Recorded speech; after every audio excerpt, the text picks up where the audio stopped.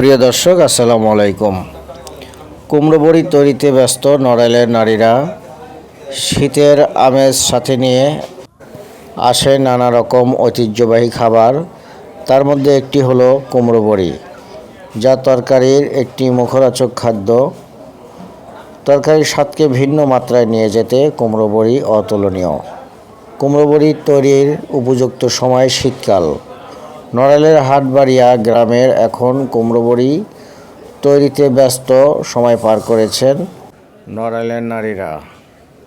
আমরা ব্যবসা করি 10 থেকে 12 জন। আমরা 30 বছর কুমড়োর বড়ি বানাচ্ছি।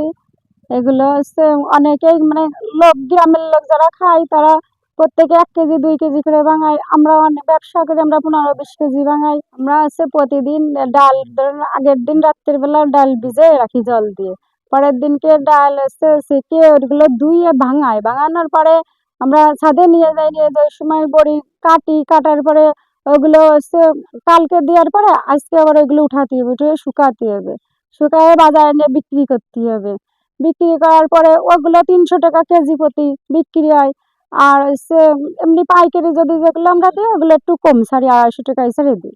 তারপরে সাধারণ প্রতিদিনই তো দেওয়া লাগে, রোদ্দুর কম বেশি থাকে তার ভিতরে। যদি ডালির দাম কম থাকে আমাদের লাভ বেশি হয়, আর বেশি থাকলে একটু লাভ কম হয়।